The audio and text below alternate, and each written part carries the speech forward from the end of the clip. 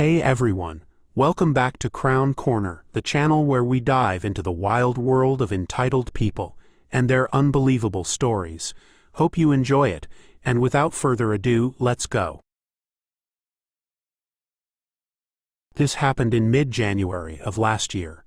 My husband and I have a 2-year-old son and had been living in an apartment of the sort for a few years before he was born. For a very long time, we had nice neighbors who understood that if they played music or anything of the sort, it would need to be low because the walls were paper thin. Seriously, you could hear footsteps some days, and if you put on the TV, it could be heard on both sides. It was okay though. See, our neighbors lived there for a very long time. We could have conversations through the walls if we wanted, but they were considerate of me and my husband if we were doing our marital duties, which we learned to be quiet about. The point is, they were nice, but then the husband inherited around $300,000, and they bought a house in the suburbs, which left our neighbor's old apartment empty for a while until these jerks moved in. I'll call them Jerk 1 and Jerk 2. Jerk 1 and Jerk 2 were fresh out of college, and liked to have loud parties that consisted of many other loud things. I had a not even 6-month-old child, and he needed to sleep, along with my husband who worked 7 to 6 each day at the time, a teacher. My first attempt at asking them to quiet down was not well received, as they called me a hag and proceeded to turn up the music louder. So I called the cops. The cops knock on their door, and they ask the guys to turn the music off, so they finally comply. I can tell they're pissed because I keep hearing my name and swearing in the same sentence. So the issue. The guys know who called the police on them, and so they start terrorizing me during the day, stealing my parking space, playing noisy videos loudly through and up to the walls, and having huge parties, ensuring they wake up me, my husband, and my child. I do not like being kept up until 4 o'clock in the morning because my baby is having a fit due to the loud music. I decided to call the landlord, who basically told me that if I had a problem with them, I should handle it myself since he had better things to do, and they were paying high rent for the apartment. So that is what I did. I handled it myself. Instead of sleeping like a normal person, I bought some enormous speakers and put them up against the wall. The wall, as you already know, does not keep out any noise. I waited until they either passed out or turned off the music so they could get a little sleep. And when the guests started to leave, I started playing loud nursery rhymes. My husband and child are having a blast. The child is loving it, as he slept during the day when the 2 jerks were at work. As for Jerk 1 and Jerk 2, they ended up getting pissed and telling us that they would call the cops on us if we didn't turn that lame stuff off. So we did what they did. We turned up the volume and waited for the cops to show up. The luck we had was the same cop who we first called. He listened to our story, laughed, and then went to Jerk 1 and Jerk 2 next door with orders that if they played music loud again, they would be arrested for disturbing the peace.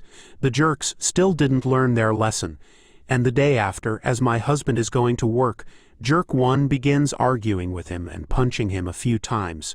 Jerk 2 thinks it's hilarious, and records the whole thing, spewing insults the entire time. Now my husband doesn't fight because if he did, he could get in trouble with his job. So after being assaulted by a man who clearly didn't realize the consequences, the cops were called by me. This resulted in Jerk 1 being taken into custody and charged with assault and battery, with Jerk 2 being charged with abetting. Here's the juicy part. Jerk 2 was on probation for having drugs of some sort, and it got him thrown back in jail. As for Jerk 1, he got off easy enough, except he was evicted by my landlord. We moved out a few months later, and as far as I know, it hasn't been re-rented out yet due to the wall problem.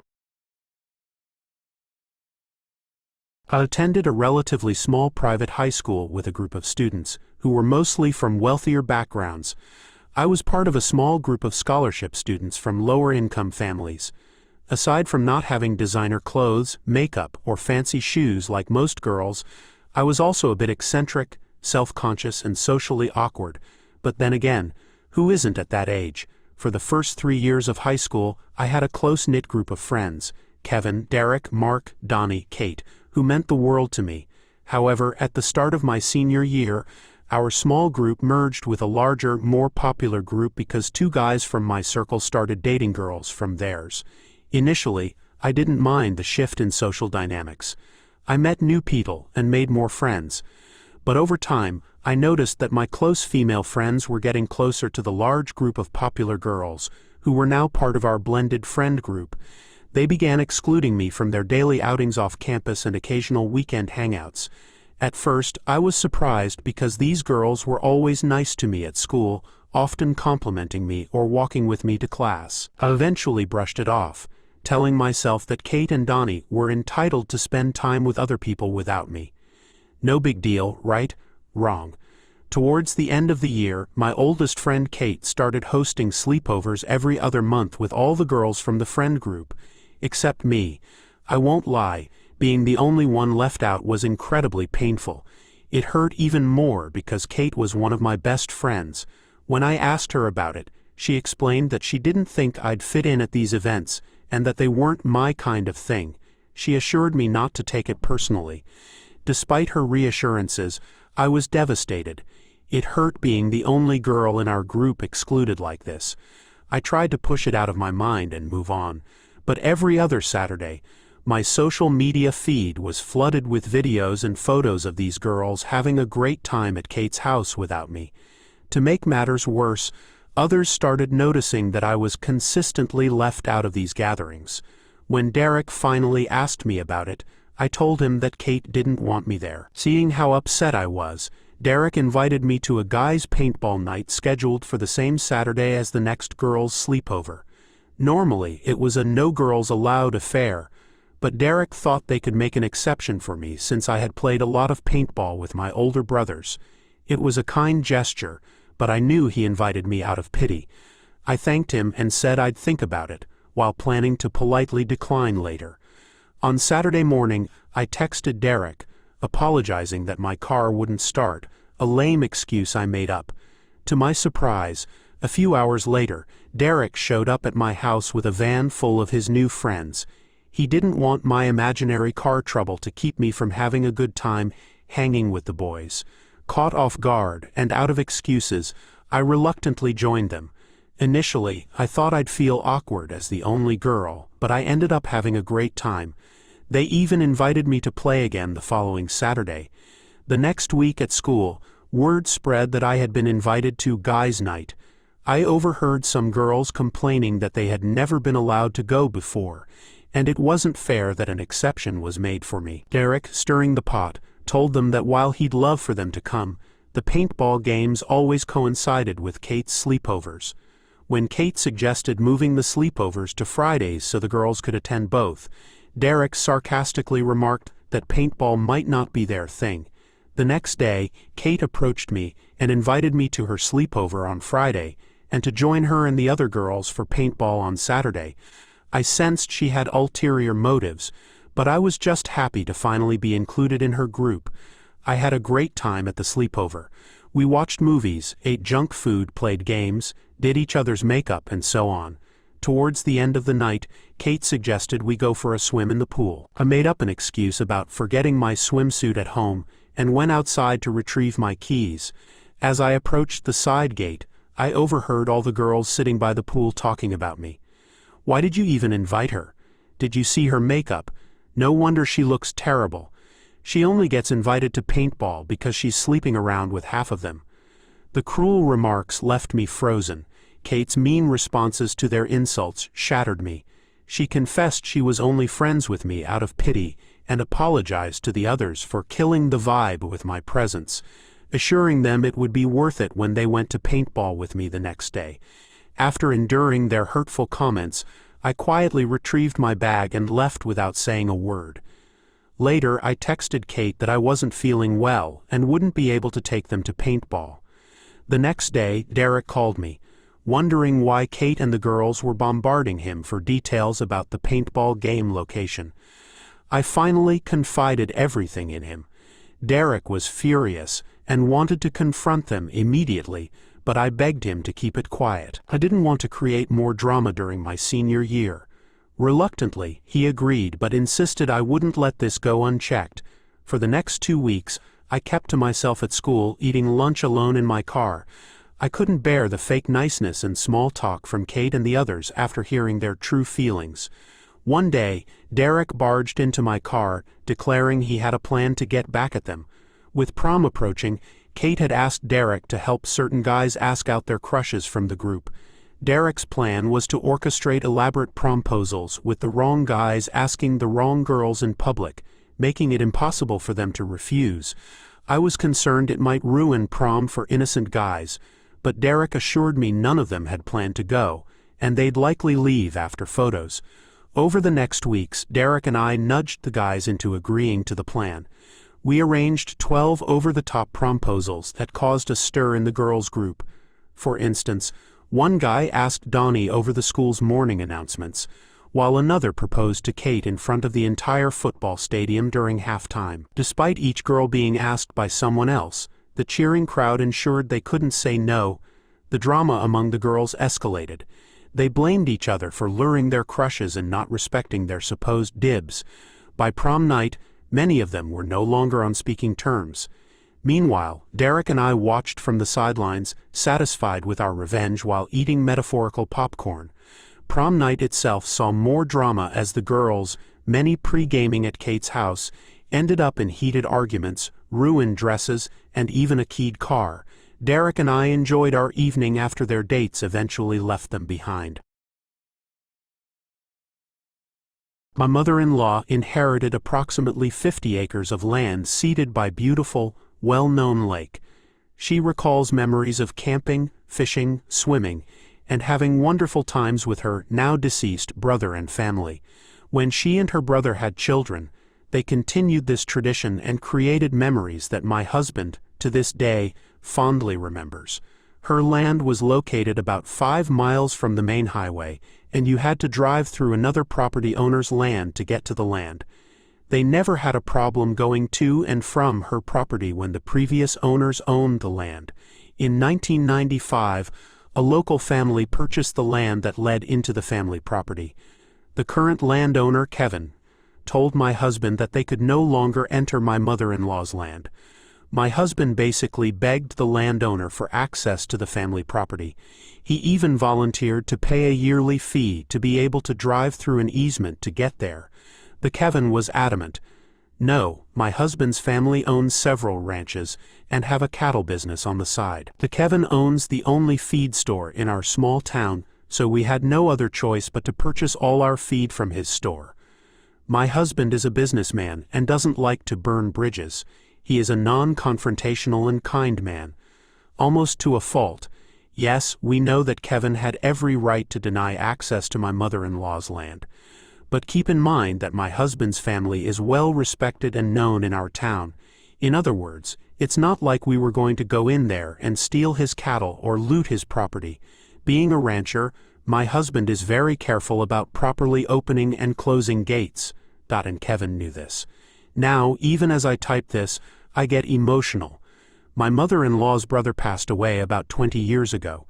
One of his final wishes was for his ashes to be spread on their land at some point in time. The land that brought so much joy and love into their hearts. His children lived out of state but contacted my mother-in-law to see if they could finally grant their father's dying wish. So again, my husband goes and basically begs Kevin to please allow this to happen. Kevin was very hesitant, told hubby that he needed a few days to think about it. Really? Finally, he relented. We were ecstatic. The cousins flew in and prepared to go and spread their dad's ashes along with my mother-in-law and my husband. Out of respect, I didn't even go because this was something so personal and meaningful. I wanted to give them their space. As my husband, his cousins, and mother-in-law drove up to the gate, Kevin was waiting to open it. Fair enough. As they drove 5 miles in, they were finally there. The land that they so loved and missed. Just as they were about to begin their somber and sacred ritual of praying and spreading their loved one's ashes, they turned and saw Kevin not 20 yards away at the gate. Not even then could he give our family the dignity and respect that they so greatly deserved by giving them their privacy. Fast forward to present day, the land that surrounds Kevin's land goes up for sale.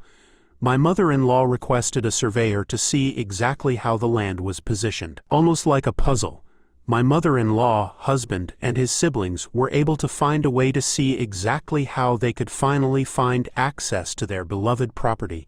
However, she was going to have pay big money to purchase the land that was adjacent to Kevin's land. She finally decided to buy the property. But finally, we can come and go as we please. Now, what you all have been waiting for. The revenge. My mother-in-law also inherited other properties scattered throughout the county. My husband and I built our home on one of said properties. We have no access to a sewerage system, so we had to get a septic tank. Then, all of a sudden, we see signs on our property that the Commissioner's Court was going to finally provide our area with a sewerage system. The contractors presented their plan to install this system to the Commissioner's Court and the big company that is going to work on this huge project. The project was approved and was given the go-ahead. Here's the kicker: they were going to have to go through our property, where my house sits, to be able to run the lines to complete the sewerage system. Everything was going to be affected if this went through. Our landscaping was going to be ruined. Jackhammering at 6 a.m. was sure to be in the foreseeable future. A fun summer for our 3 boys. Swimming, barbecues, get-togethers was basically over for the summer. It was going to look like a junkyard for at least 9 to 12 months. Even though our home sits on this property, it is still under mother-in-law's name. Being from a small town, Lord knows why they approved this project without her consent signature. I guess these people thought, this is a small town where everyone knows everyone. We're sure we can do this and she won't give us a hard time. Well, guess who the main contractor was? That's right, Kevin. When I found out, I called my mother-in-law and told her. I don't think I have to tell you where our revenge lies. My mother-in-law went to Commissioner's Court and demanded to know why this project was approved without her consent. They couldn't come up with an even half-assed answer. As it turns out, they had to have an emergency meeting and the proposal was denied. They had to rearrange the logistics to be able to complete this job in any way they could, but it definitely wasn't going to take place anywhere near our property. From what we understand, the county and the big company was livid with Kevin for presenting this without her signature. I'm not even sure how in the world this was overlooked and approved without her consent. I'm sorry for our county, but it cost them thousands of dollars to reconfigure the mapping of the project, and they chose to go with another contractor. Kevin was fired. Revenge completed.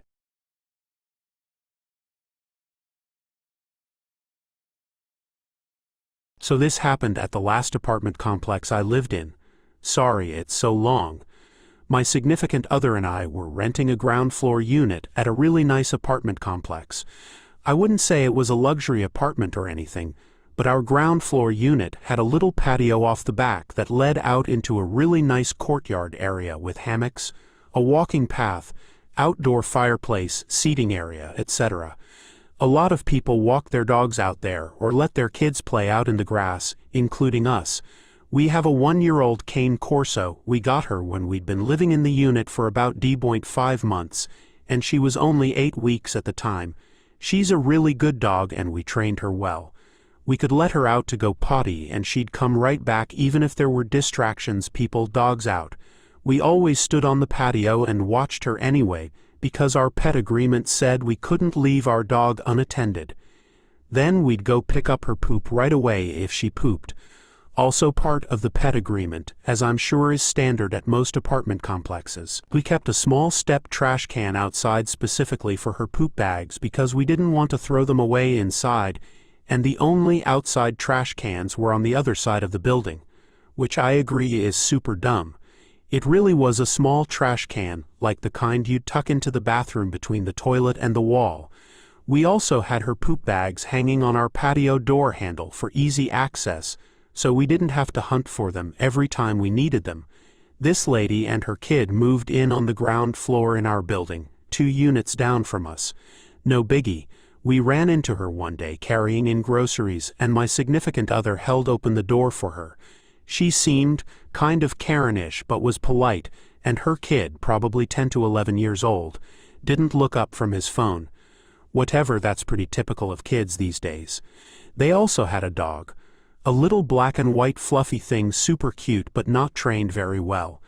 Don't know what kind of dog, but it was much smaller than our already giant puppy. After about 2 weeks or so, we realized that there were dog turds in the grass right off our patio. We found out the hard way because my boyfriend stepped in it the first time. Luckily, he wasn't barefoot. They were clearly not our dog's turds as one. We always picked up her poop right after she went, and two. They were very obviously from a small dog, not our 70-pound puppy. We'd been in the apartment about 7 to 8 months at that point, and had never had an issue with this, so we figured it was M's little dog. I wrote her a polite note that basically was like, "Hey neighbor, we noticed that some of your dog's poops aren't being picked up, and are right off our patio. Per the pet agreement we all have to sign, we all need to be picking up our own dog's poop each time they go. I'm sure it was an accident and you just didn't notice. So if you could make sure to do that going forward, we'd appreciate it. Your neighbor's in, unit hash." She wasn't home, so I slipped it under the door and went back to my apartment. A couple hours later, this lady is banging on my door and gets really angry with me, insisting that it couldn't have been her dog, and how dare I assume. I felt really bad, and I apologized immediately. Said I didn't mean to offend her, and it must have been someone else. She told me never to bother her with crap like this again, and stormed off. I was like, okay. Not 3 days later, I was sitting on my patio with a book enjoying the cool weather, when I saw their little dog run out of their back door. No one with it, and it came over to me. I said hello to the pup.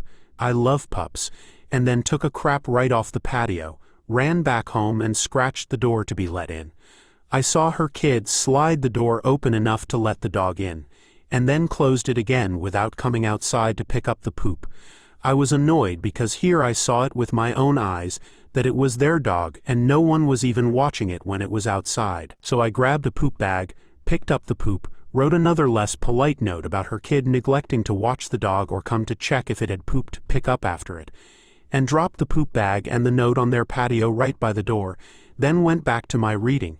M was quicker to come by this time and stomped right up to me, waving the note around.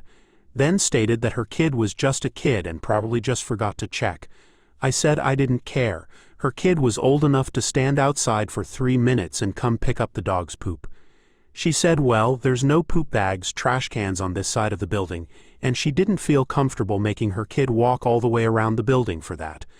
The next part is my own fault, in hindsight.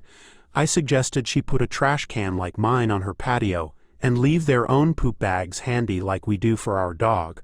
She eyed our stuff, huffed some more, rolled her eyes, refused to do anything about the poop, and walked off. At this point I was super annoyed. I stalked my patio door for the next couple days as much as I could, just waiting. And sure enough, on day 2 in the evening when I was about to give up, I saw the puppy run outside towards my patio. I whipped out my phone, took some pictures of the dog outside alone, not allowed, and the dog pooping, and then took another phone an hour later of the poop still there, and time-stamped all of them. Then I sent an email to the apartment office people who were always pretty nice, and they responded quickly they would give her a warning about it. And sure enough, this lady comes back again to get mad and yell at me about how petty I was to report them to the office, and now they had a $150 fine for not picking up their dog poop. It's worth noting that these fines were rare. Poop rints were not used at this complex.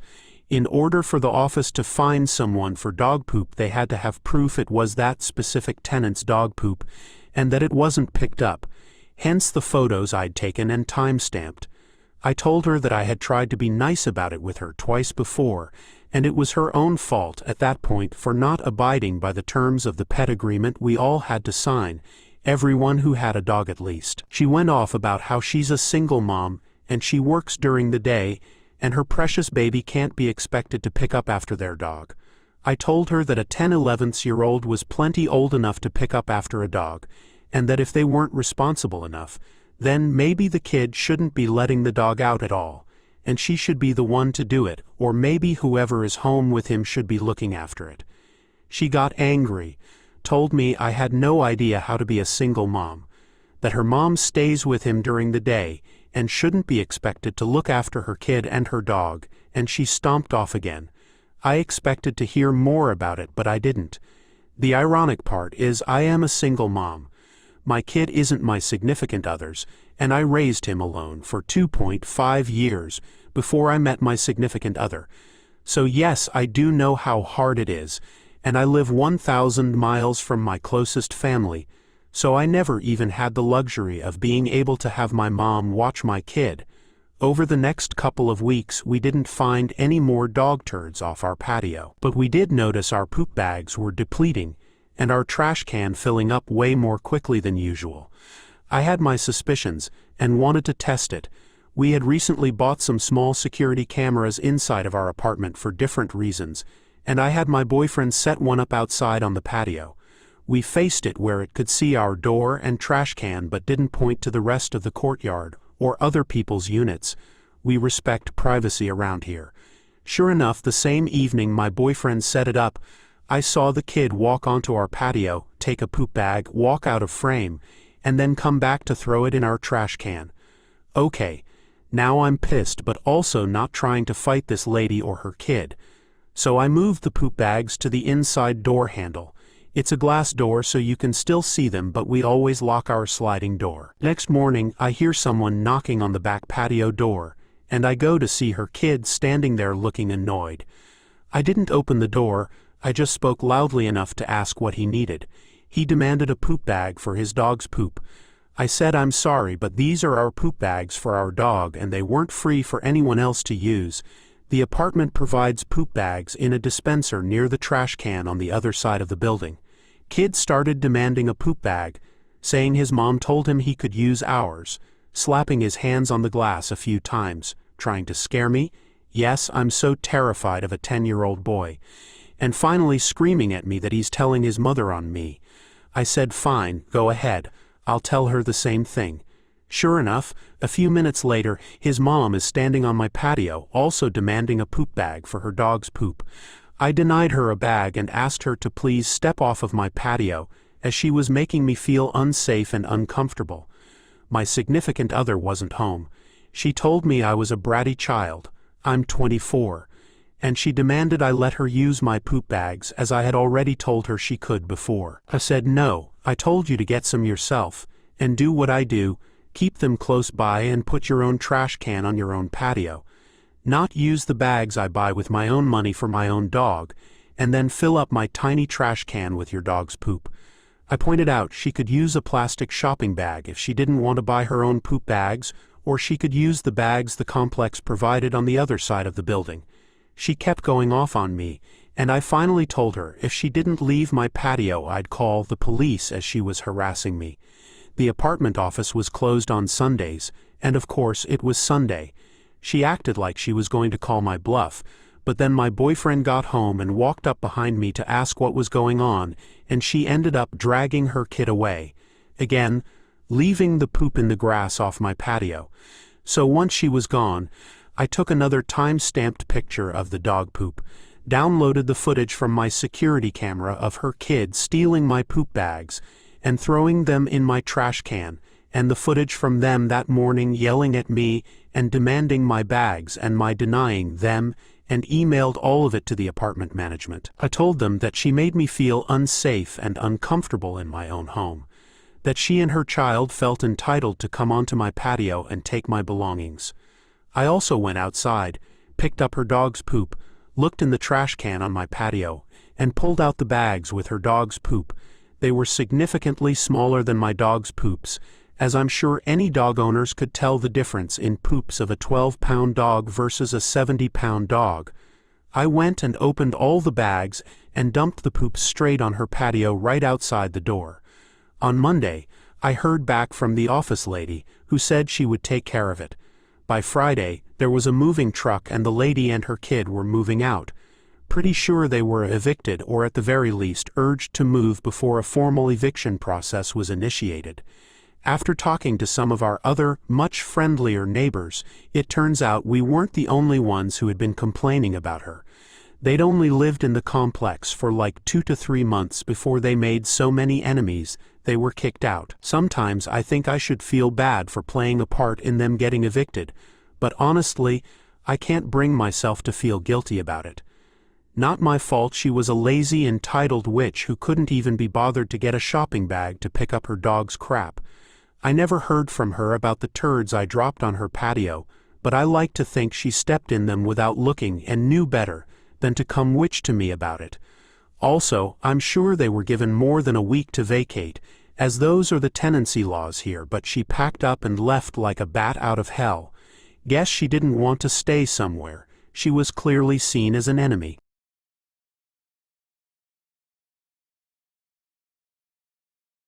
Brace yourselves. It's a bit of a long one, but it's a prime example of how a single sentence can go a long way.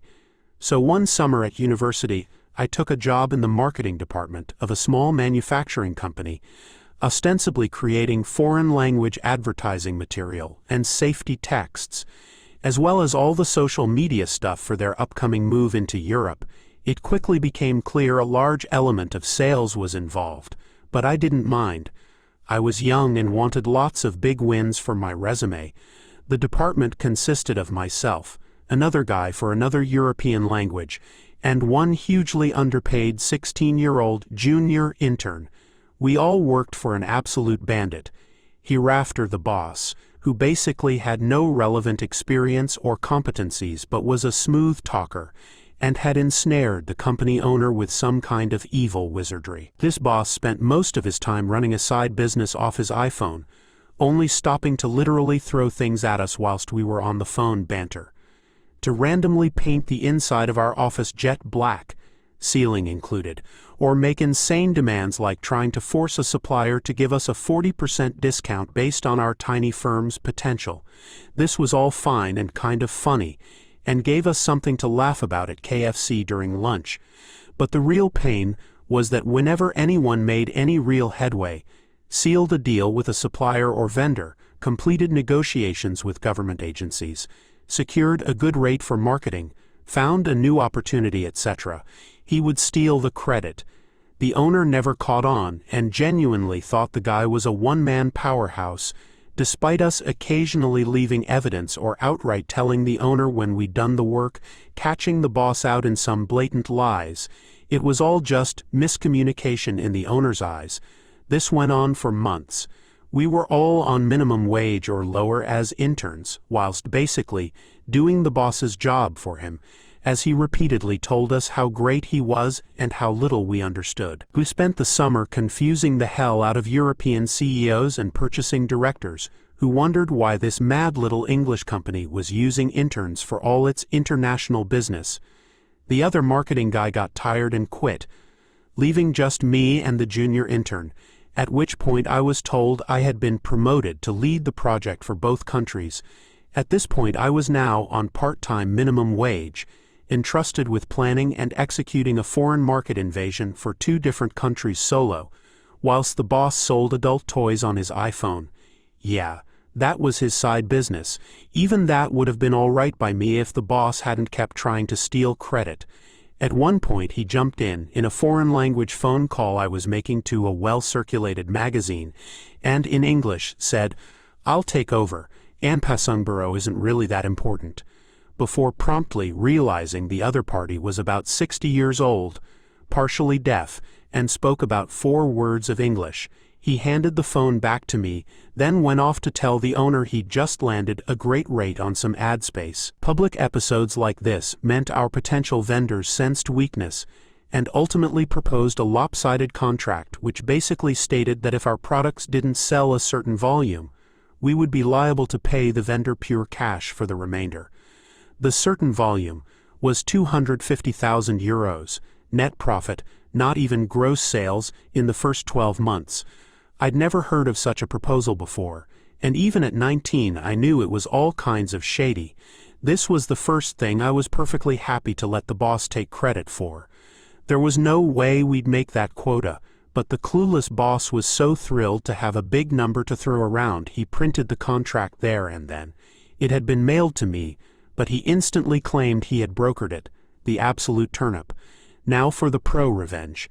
He asked what I thought of the contract, and whether we could achieve it. What I did not say was that only a world champion village idiot would sign this contract. I did not say that only an absolute adult toys vendor would go ahead with this blatantly disastrous contract without consulting the owner. As the boss had made very clear, he was the marketing king, and I was a lowly intern whose opinion was no more use than a chocolate teapot. So rather than warning him that this contract was so horrible, we should burn the paper it was printed on and have the office exorcised to be safe, I instead said simply, "You're the boss. The numbers are all in the project book if you want to read it over, but if it looks good to you, the post office closes in 15. I knew without a shadow of a doubt he wouldn't bother with my boring paperwork, not when I had dangled the chance for him to get his big win dispatched by the end of business. And sure enough, he said there was no need to see my figures, as he had done the sums himself, and was certain it was solid gold. Funnily enough, the project book quite clearly showed that I had estimated, as best I could with no analytical experience, that our gross first-year sales might top 20,000 if we were lucky, but anything written by me wasn't worth reading. Not with the post office closing in 15. So he signed the contract and sent me running off to post it. I made copies and mailed it off to our lucky new vendors. I then took a copy straight to the owner. Told the owner the project book was in the boss's office if he wanted to check the numbers, and then went to HR next door to regretfully hand in my notice before shifting it out of there before the fireworks started. Bang on opening the next day, the boss was called to a meeting with the owner. Yelling was heard.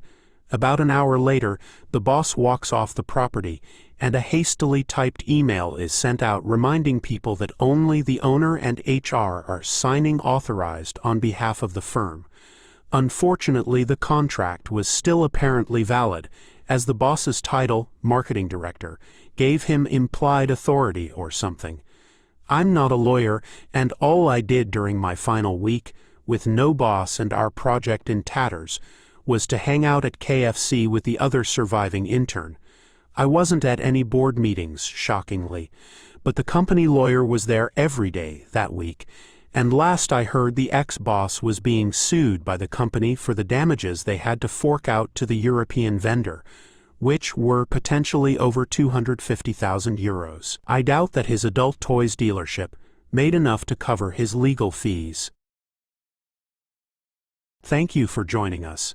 If you enjoyed the video, don't forget to hit the like button and subscribe for more captivating stories.